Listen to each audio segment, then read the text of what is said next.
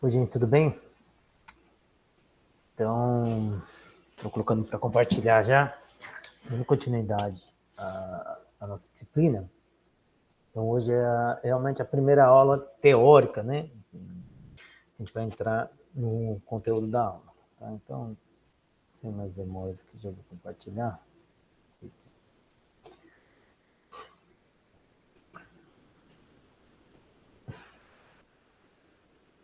Bom, gente, eu vou tentar ser o mais breve, tá? Porque eu sei que depois para vocês ficarem assistindo, né? Focando mesmo no conteúdo, né? E tentando reduzir, eu acredito que fique mais fácil assistir, né? Porque é complicado mesmo você ficar na frente do computador um tempão, né? Vendo um de disciplina. Em muitas disciplinas, inclusive, já relataram isso e tal. Eu tentei reduzir e, segundo eles, foi melhor, né? Então, tentar fazer... Tentar reduzir o tempo, né? Em vez de ser 2 vídeos, eu vou fazer um vídeo só, mas tentar reduzir o conteúdo, tá? Então, gente, assim, dando continuidade, então hoje a gente vai falar sobre a introdução do parasitismo, tá? Introdução à parasitologia, perdão. Bom, então o conteúdo desse módulo a gente vai falar agora da introdução da parasitologia, a relação entre seres vivos, a origem do parasitismo, o âmbito da parasitologia e os conceitos aplicados à parasitologia sistemática, né, o reino animal e o protísteo. Então, onde está inseridas as espécies que a gente vai estudar durante o nosso módulo, aquelas 3 espécies, tá? Bom, gente, ó, a maioria do tópico aqui, hoje, nesse livro que eu passei para vocês, ele é o que está melhor explicado, todos esses eventos aqui. Esse livro aqui é muito bom para essa primeira parte, embora seja parasitologia humana, mas ela é de comum, tá bom? Essa parte, então, é comum a tanto, né, para quem estuda, né, na parte da saúde pública quanto da saúde animal, tá bom?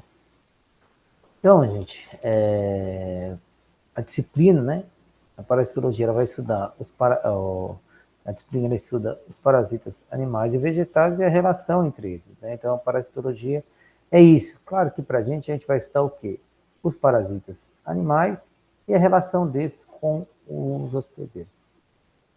Essas são as 3 grandes classes que a gente vai estudar, que a gente já conversou. Então, são os protozoários, os eumintos e os ectoparasitas. Então, são aqueles parasitas externos, sobretudo, né? Esses aqui são parasitas internos, na sua grande maioria, tá bom? Então, a parasitologia é dividida em protozoologia, que é o estudo dos protozoários, são animais unicelulares, como a ameba, a giardia, o trypanosoma. A gente vai conversar, vai ter uma aula só dessa área, tá bom? A mitologia, que são estudos dos eumintos. Os eumintos, eles são os vermes verdadeiros, que a gente chama, né? Então, a tênia, os ácidos lubricoide e a grande maioria dos parasitas que acaba acometendo os animais, né, muitos interesses comerciais, eles estão nessa parte. Então, são eumintos. E a entomologia, que é o estudo dos artrópodes. Então, a gente vai focar basicamente em pulga e carrapatos, e além disso, nas miíases, né, que são as larvas das moscas, tá bom? Bom, gente, essa parte da introdução da parasitologia, eu trouxe bastante coisa da parte da humana, mas para a gente fazer uma associação, tá? E uma relação com aquilo que a gente acaba estudando também na parasitologia animal. Então, a parasitologia, gente, são conhecimentos fundamentais, né? O estudo deles é fundamental. O estudo da parasitologia é fundamental para quê? Tanto para o diagnóstico, a compreensão da patologia, da doença. Patologia, gente, é como a doença ela acontece, tá? Então, o ciclo, quando penetra no animal, qual que é a fonte de infecção, como que ele elimina, como que ele chega. Então, tudo isso aí está na patologia, tá? Na verdade, é a epidemiologia que faz todo esse ciclo, mas assim, quando a gente for estudar na patologia, é o ciclo dentro do indivíduo. Então, quando ele penetra no hospedeiro, para onde ele vai, como ele faz, até ele sair. Tá? Aí fora já é outro ciclo, já entra a epidemiologia. Mas, enfim, para a gente ter esse é o que acontece quando ele está lá dentro do animal, tá bom? E, além disso, claro, tanto para terapia, que seria o tratamento em si, como para profilaxia das doenças. Profilaxia, gente, são todas as medidas que a gente tem para controlar uma doença, né? Seja tanto para controlar quanto para prevenir. Acabei que eu não coloquei aqui, mas quando eu for falar das relações, eu vou comentar um pouco isso. Um pouco seria essa profilaxia, assim, porque a profilaxia ela envolve, né, como eu disse para vocês, não só antes da doença acometer o animal, como também depois que acometeu, como a gente sempre pensa em rebanho, o como a gente controla a doença, tá bom? Então, gente, ela vai ter esse ciclo aqui, tá bom? Então, a importância dela, tá, da parasitologia, é para a gente conseguir, então, uma parasitologia médica em si, que a gente identificar, né, para o diagnóstico da doença, também para a biologia, que é a patologia, o tratamento, a transmissão e o controle, e a relação entre esses, tá bom? Bom, a importância do estudo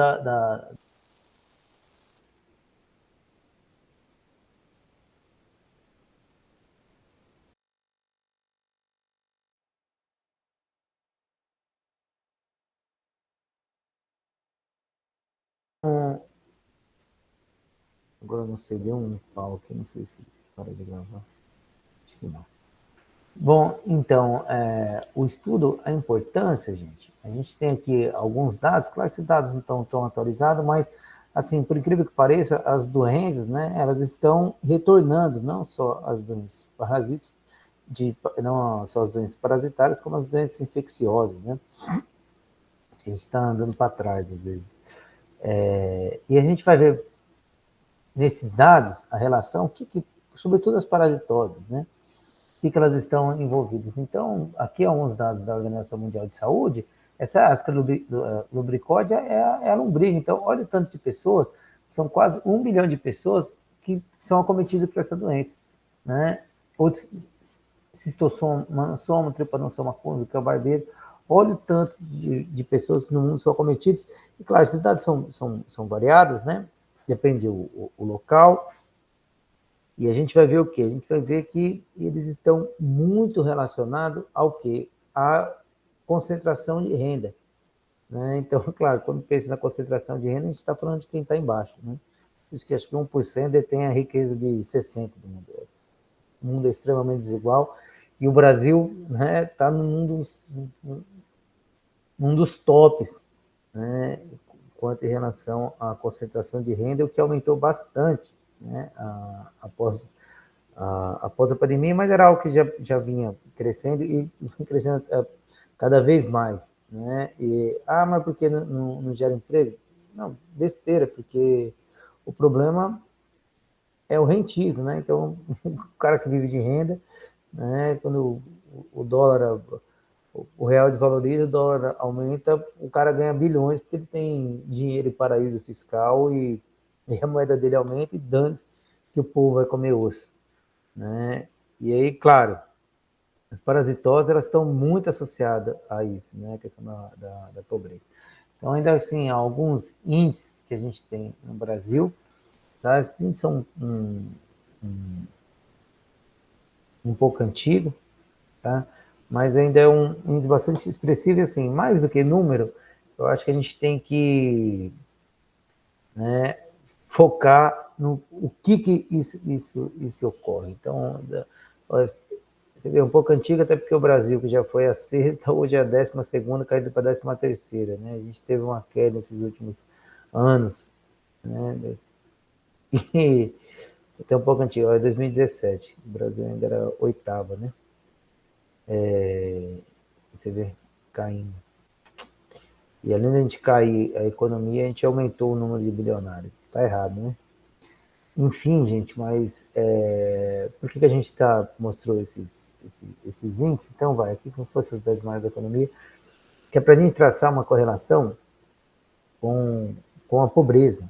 Tá? Então, assim, as doenças parasitárias, elas estão extremamente relacionadas, não, está extremamente relacionada ao quê? Aos índices, tá? A concentração de renda e a pobreza, a falta de saneamento básico, tá? Então, aqui era uma associação, então a gente tem, né, São Paulo, não sei qual é a economia de São Paulo, mas dentro do PIB ele representa, né, não só ele, o Sudeste, 54% do PIB nacional. Daí se a gente olhar, né, então o Sudeste é onde tem a maior, também onde tem a maior concentração de pessoas, claro, né? Então eu não sei a porcentagem de pessoas, mas se eu não me engano, São Paulo tem, eu não sei, não vou falar besteira. Mas assim, claro, o estado tem maior PIB, mas tem mais gente também, né? Enfim. Então, a relação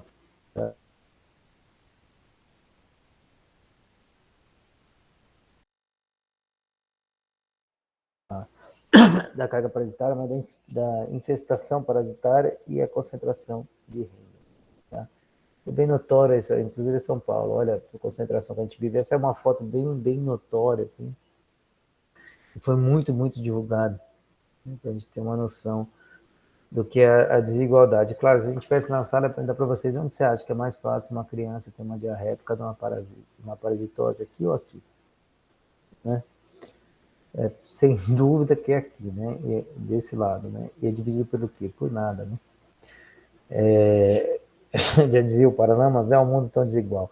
E o mundo inteiro caminha para isso, assim, eu acho que um outro país, países nórdicos, tal, alguns países tem uma política um pouco mais, né, Europa, tal, tem uma política um pouco mais, né, um estado que desconcentra a renda, né? E essa concentração de renda, de desigualdade, não adianta você ser, a gente já foi a sexta, a oitava, e agora acho que é a 12ª, caindo, né? Se a gente tem uma concentração tão grande de renda, porque assim, você cresce, mas o bolo fica tudo na mão de um só, né? Eu não sou economista, mas eu vi um economista bom, que é o Eduardo Moreira, e ele explicou, né? Assim, então, deu um exemplo muito bom. Então, o mundo é uma caixa de areia, né? Onde a areia é a quantidade de dinheiro. Se uma pessoa vai aumentando muito esse bolo, a gente cria um buraco, porque a quantidade é a mesma, né? De riqueza. Então, o Estado tem que vir e ficar jogando, né? Tirando de quem tem para tampar o buraco de quem não tem, né? O Estado brasileiro, a gente faz justamente o inverso, né? A gente cobra muito da pessoa física e do produto, né? Então, você tem tantos por cento, mas 50% no carro, não sei o valor exato, mas assim, 50% do valor é do Estado, né? Do valor do carro é de imposto, você ganha mais de não sei quantos mil, é 27,5% e tal. Só que quem tem em cima, né, lucros de dividendo, o cara que é o mega empresário, o cara não paga nada, o imposto que ele não paga sobre lucros de dividendo, rentista, o banco, não paga nada. Então o cara ganha bilhões e não paga nada de imposto. Ou seja, né, porque a gente tá. Ah, mas ele também não compra? Sim, mas se você pegar seu imposto em cima do arroz, se o arroz é R$ 10, se você pegar R$ 1 desses 10 que é de imposto, para uma pessoa que ganha R$ 100, R$ 1 pesa. Mas para uma pessoa que ganha 200 mil não pesa. Tá certo? Então, essa é a diferença. Então, quando a gente incide sobre o produto, né, a gente impacta muito mais quem está embaixo. Por isso que esses aumentos agora na cesta básica, né, que a gente está tendo uma inflação galopante sobre os produtos básicos, atinge muito mais ainda as pessoas de baixa renda. Por quê? Ah, mas, professor, mas não está aumentando de todo mundo? Né? Está aumentando para todo mundo? Sim. Mas quem ganha 1.000 é uma coisa do que quem ganha 10, do que ganha 100. Né? Tá? E por que ele está falando isso? Então, bom, estou só falando isso porque as doenças parasitárias elas estão intimamente relacionadas a problemas sociais, a problemas financeiros. Isso para o animal também, gente. Então, a gente tem, assim, se a gente pegar uma propriedade que tem um rigor sanitário, um controle muito maior, um investimento alto, né, em higiene, seja qual for a atividade, se for leiteira, que faz pré-dip, pós-dip, a conscientização do funcionário, né, você pagar melhor o funcionário e tal. Claro, né, que a chance de ali ter uma doença é muito menor, né, do que algo, né, que você deixe mais solto. Claro, a pessoa, né, não tem o conhecimento e tal, tá certo? Então, assim, problema parasitário está intimamente relacionado os problemas sociais, seja animal, seja em seres humanos. Bom, quanto ao por que estudar, né, que é um índice até para peixe, né, de cultura. Então, ele calculou as mais importantes alterações. Então, a saúde e as doenças estão intimamente relacionadas. E, claro, responde, segundo esse estudo, 63%. Né? Claro que isso é variado. E, claro, assim, quanto mais adensado é uma produção, maior o impacto de uma doença na produção. Por quê? Porque os animais estão mais juntos, a gente vai ver daqui a pouco. E é mais fácil a transmissão. Tá? Então, é evidente, né, que a gente adensando, né, isso vai facilitar essa transmissão. Né? Se facilita a transmissão, se a doença se implantar no lote, pronto. Tá? Então, por isso que é uma grande preocupação com a profilaxia. Isso em aves é muito, muito claro.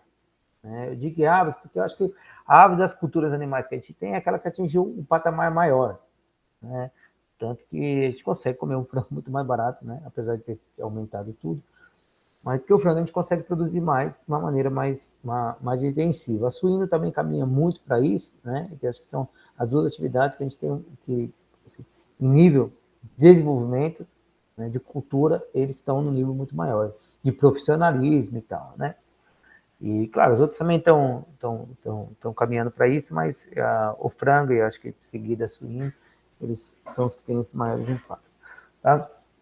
Bom, aqui tem alguns exemplos de parasitas, gente. Assim, acho que a gente pensar nos parasitoses, claro, é muito fácil a gente visualizar.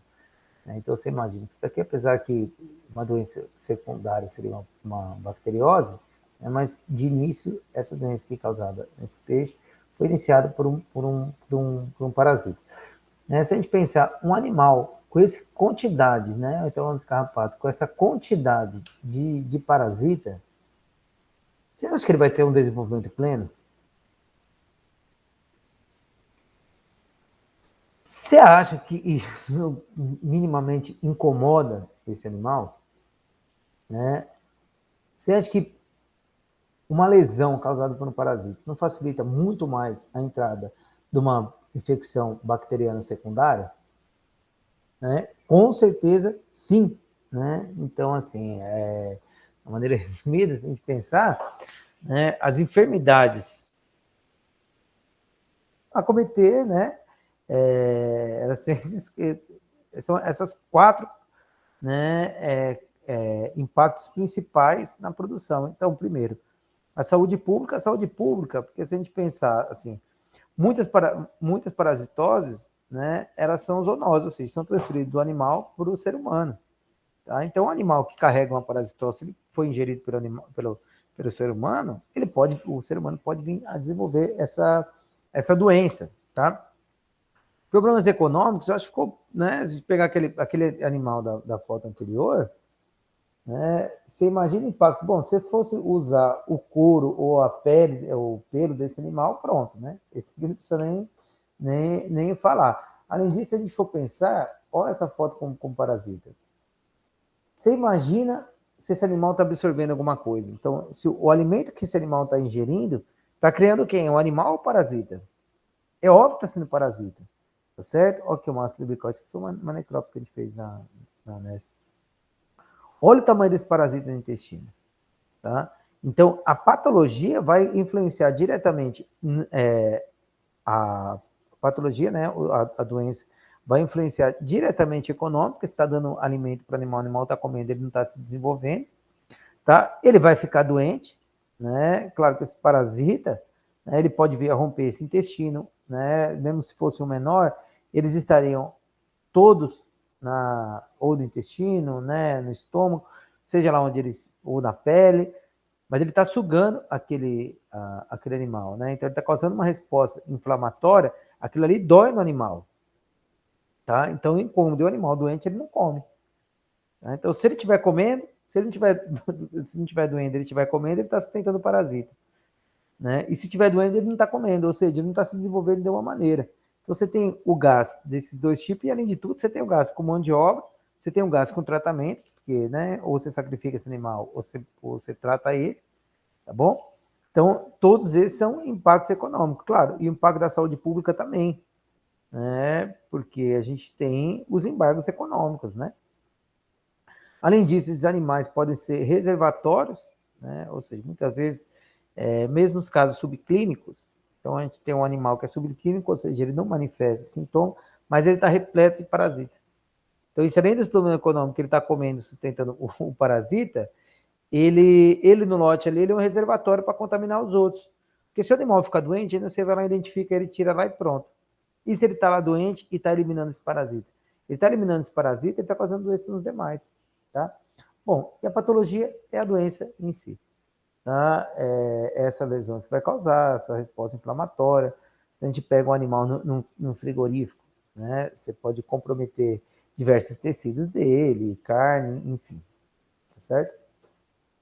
Bom, aqui também tem alguns dados sobre os impactos, né, de carrapato em bilhões, tá? Tanto carrapato, a mosca do chifre, mosca do estábulo, a gente vai ver todos esses, tá bom?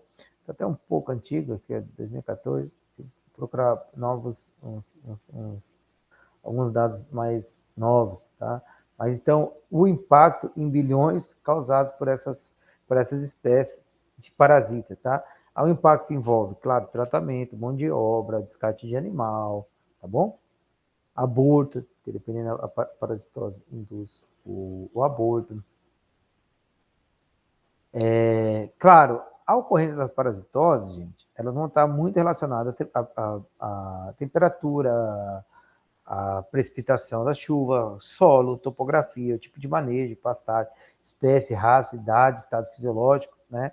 A todos os fatores. Por quê? Claro, se a gente for pensar, quem que é mais resistente a um carrapato? Você vê muito mais carrapato em quem? No Nelore ou numa vaca holandesa? Numa vaca holandesa. Ela é muito mais susceptível, né?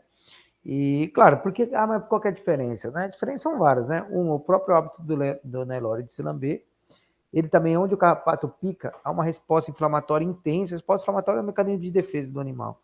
Então, ele responde intenso, que ele ali irrita, né? O parasita. Então, no Nelore tem muito mais do que na holandesa, tá? Então, a espécie, a raça, a idade também, assim, é muito mais fácil, assim. Isso aí, tanto para animal como para seres humanos, tá? Então, assim, se você pegar quem foi primeiro vacinado contra o Covid, tá? Os foram os mais velhos, tá? Porque eles estão na faixa mais receptiva, o sistema imune já está em declínio e tal.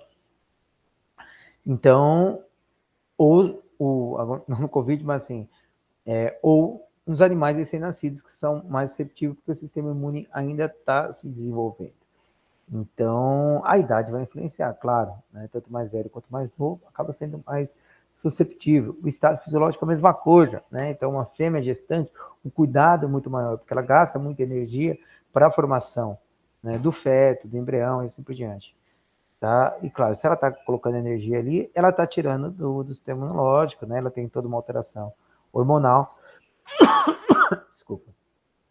O estado nutricional, a mesma coisa. Quem que você acha que responde melhor? Um animal bem nutrido ou um animal super desnutrido? Lembra, o sistema imune ele gasta energia.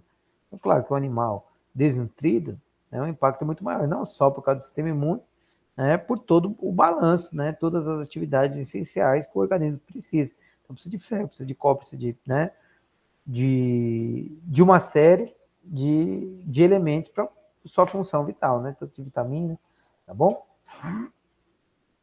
Aí, quanto à pluviometria, né, então, assim, a gente tem espécies que em ambiente mais seco, em ambientes mais úmidos, é maior a incidência do que outras em ambiente mais seco. Tá? Isso também vai influenciar. Uma análise da pastagem, claro, assim, também.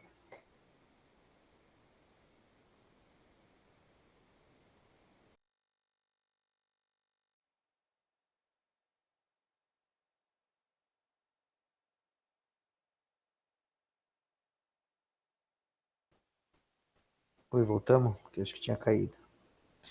Então, esse tipo de manejo, então, a rotação de cultura. Então, se eu tiro, se um carrapato, né, se uma espécie de carrapato, como é tipo o bovino, ele está lá no pasto, se eu tiro um bovino e coloco um suíno, né, e eu tiro esse bovino da onde está cheio de carrapato aqui, trato ele, ponho ele em outro canto, né, em uma outra parte que não tem um carrapato, né, eu quebro o ciclo. Por quê? Porque o carrapato não consegue afetar o suíno, então ele vai ficar lá sem hospedeiro, o parasita morre. Tá? E o bovino, se eu já tratei, ele não tem mais nele. E se o ambiente também não tem, ele não se contamina. É só você pensar, acho que quem não trabalha com grandes, é você pensar um cachorro. Se a casinha está cheia de carrapatos, não adianta você tratar ele se o ambiente está contaminado. Eu vou tratar, vou limpar ele, daí depois eu coloco ele no ambiente de ter o carrapato de novo, infesta ele de novo. Tá bom? Então, o manejo da pastagem, né, o manejo do local, vai influenciar. Então, aqui também são alguns dados, não são tão novos, mas só para vocês terem uma ideia. Então, a tricida parasitária bovina, tá? As emérias, que comete suínos, perdão.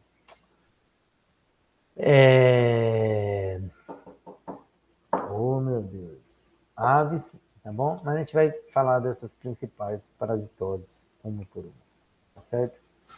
A gente tem uma outra coisa interessante, né? Então, além das parasitoses, né, em si, causar aqueles problemas que a gente viu, econômico, papapá, tem uma questão muito importante, né, e muito delicada que envolve a resistência aos antiparasitários. Tá? Então, a gente até vive uma época que eles falam que é a época pós-antibiótico. Só deixando claro, antibiótico não trata parasita. Tá? Pós-antibiótico, né? Que o desenvolvimento de resistência. Então, a gente tem cepas extremamente resistentes. O que significa? Significa que se o indivíduo ficar doente dessa cepa, a gente não tem como tratar, o indivíduo morre. Tá? Se ele não responder por si só, ele morre. E para as doenças parasitárias, a mesma coisa. A doença parasitária, ela vem até numa preocupação maior, porque a gente tem menos drogas, né, do que os antiparasitários, os antimicrobianos. Então, a quantidade de fármacos, de princípios ativos para tratar as parasitoses são menores do que para tratar os antimicrobianos. Claro, só a higiene já reduz muito, muito, muito, muito, muito o risco de desenvolvimento de organismos parasitários. Mas, enfim, né, vamos dar continuidade. Então, aqui a gente tem um gráfico dos estudos comparativos referentes à percentagem de medicamentos comercializados. Então, a gente tem um grande consumo, tanto de antimicrobianos quanto de antiparasitários. Tá? Então, e azul é no mundo e vermelho no Brasil. É porque a gente tem uma mania, a gente tudo acha que é profilático, né? Se olhar assim, dá antibiótico profilático. O antibiótico não é profilático, né? Porque ele é um tratamento. Então, a gente tem antiparasitário, sim, né? Profilático, sim, em época X a gente tem que tomar e tal, mas o problema é que não há o respeito desse intervalo, nem a mudança de classe, né? Então a gente dá muito da mesma classe, e isso, claro, pode desenvolver a resistência antimicrobiana. Então, aqui tem alguns dados, né, falando da resistência quanto aos antimicrobianos.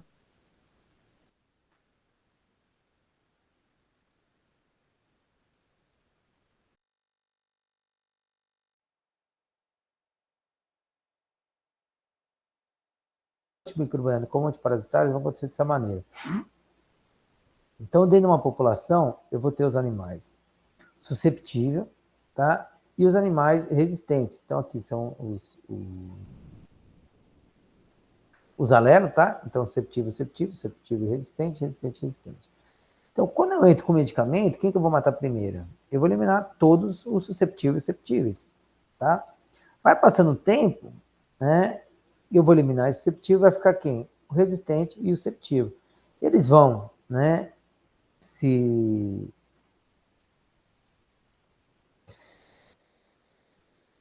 Eles vão se reproduzir, né? E no segundo momento eu vou ter quem? Primeiro vai sobrar só esses caras resistentes e susceptíveis, eles vão, né? Eles vão se interagir, então a gente vai voltar, se esse ligar a esse, a gente vai voltar a ter uns susceptíveis, né? Mas a gente vai ter já uma porcentagem maior de resistente. Se o tratamento continuar, vai chegar uma hora que eu vou ter o quê? Todo mundo resistente. Tá? E daí a droga já não funciona mais. Mas como funciona? Funciona o seguinte, mas é só dar uma vez? Não. Isso é com o tempo. Além de ser com o tempo, gente, é o seguinte, né? As drogas, se você olhar lá, tem as miligramas, né? Então, 100 miligramas, 10 miligramas, 40 miligramas, 200 miligramas. Ela só vai se tornar resistente quando a droga que é segura para o hospedeiro, né, ainda a concentração ainda ser eficaz para matar os micro-organismos. Então, assim, se a comercialização são 10 miligramas, né, por quilo, daí eu aplico essa dose no animal, a 10 miligramas. Tá, no começo eu matei todo mundo. Chega uma hora que esses 10 miligramas já está deixando todo mundo é resistente a 10 miligramas. Isso torna a droga, né, o princípio ativo,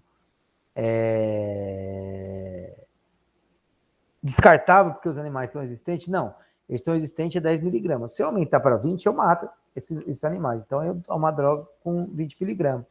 Até que ele fica resistente a 20. Então daí eu, pumba, aumento para 60. Mas eu posso fazer isso sempre? Não, porque a gente tem uma quantidade, né, que é segura para o hospedeiro.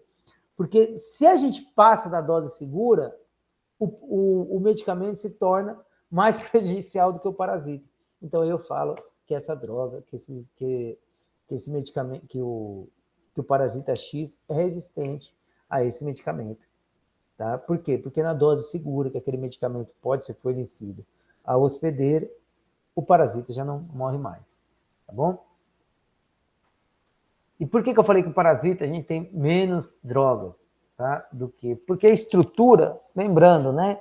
Então, a estrutura dos parasitas, os parasitas, assim como a gente, eles possuem as organelas, né? Eles são células, o que? Eucariontes. Então, eles têm a parede celular, eles têm todas as organelas citoplasmáticas, algumas com algumas diferenças da gente, mas, de maneira geral, a sua estrutura é muito parecida com a nossa. Então, assim, quando você usa o medicamento, ele vai atacar a célula tal. Só que ele não é essa célula, é alguma estrutura relacionada a essa célula que ele vai atacar. Então, é mais fácil eu encontrar um antimicrobiano contra os micro-organismos, que são células procariontes, de maneira geral, do que contra os parasitas, né, que são eucariontes também. Bom, quanto à relação, eu vou parar aqui e vou disponibilizar esse vídeo, porque isso aqui já caiu umas 3 vezes, né? Vai que eu já me perdi aqui.